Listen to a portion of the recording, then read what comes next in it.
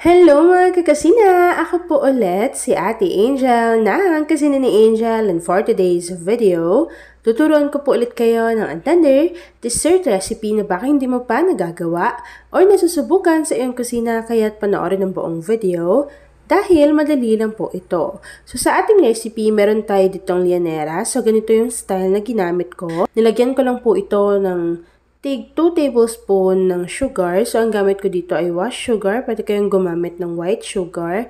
At lulutuin lang po natin ito or ika-caramelize lang natin yung ating sugar over medium to low heat. And kapag nakita natin na ganito na po yung itsura ng ating sugar, set aside lang natin to bago umpisahan na po natin yung ating mixture. Para naman sa ating mixture, pagsasama-samahin lang natin yung mga ingredients. Dito sa ating kasirola, maglagay lang tayo dyan ng 3 tablespoon ng glutinous rice flour at sundan lang ito ng isang sachet or 24 grams ng buko jelly powder. At pag nailagay na natin yung ating dry ingredients, tutunawin lang po natin ito sa water. So, ang nilagay nating tubig dito ay 3 cups of water, pero dalawang batch ko siya inilagay kasi gusto ko tunawin muna ng maigi yung ating dry ingredients. And kapag napansin niyo na natunaw na nga po ng maigi yung ating mga dry ingredients, sundan lang natin ito ng isang lata or 360 ml ng evaporated milk. After adding yung ating evaporated milk, maglagay lang din tayo dito ng isang lata or 390 grams ng condensed milk. At sundan lang natin ito ng konting vanilla essence. Kapag napagsama-sama na po yung mga ingredients, haluin lang ito ng maigi para mag-combine. And then, pwede na po natin buksan yung apoy sa ating kalan over medium to low heat. So, habang niluluto po natin yung ating mixture, siguraduhin po natin na continuous po natin siyang hinahalo para naman maiwasan na mamuulang yung ating mga inilagay na ingredients sa bottom ng ating pan. And then, siguraduhin din natin na kukulo yung ating mixture. So, habang hinahalo ko yan at hinihintay natin na kumulo yung ating mixture, please don't forget to like and follow yung ating Facebook page, Kusina ni Angel. At kung meron din po kayong Instagram, paki-follow na rin ako doon, Kusina ni Angel.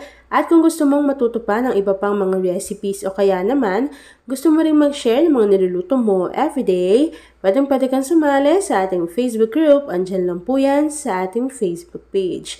And yes mga kakusina, kapag napansin niyo na umiinit na yung ating mixture, ito po yung kakaiba sa ating recipe dahil maglalagay po ako dito ng 7 piraso ng mani. So, ito po yung nabibili natin na tig-piso na color blue. And, dinikdik ko lang po yan para maging pino. At inilagay na nga natin dito sa ating mixture bago. Continuous pa rin po natin itong hahaluin. Kapag napansin niyo na kumulo na yung mixture, pwede nyo na pong i-off yung apoy sa inyong kalan. At direct na po natin agad itong isasalin or itatransfer sa ating mga lianeras na nilagyan natin or kinaramelizean natin ng sugar. Ayan. So, isasalin ko lang to dito lahat mga kakusina. At kapag naisalin na nga natin to dito lahat, i-set aside lang natin yan or hihintayin po natin itong mag-set or mag-firm. And then after po nun, ipapakita ko na sa inyo kung ano yung nagawa nating easy dessert recipe. At ayun na nga mga kakasina, kapag nag-firm na po yung ating recipe, i-transfer lang natin ito sa ating plato bago pwede na po natin tong i-enjoy.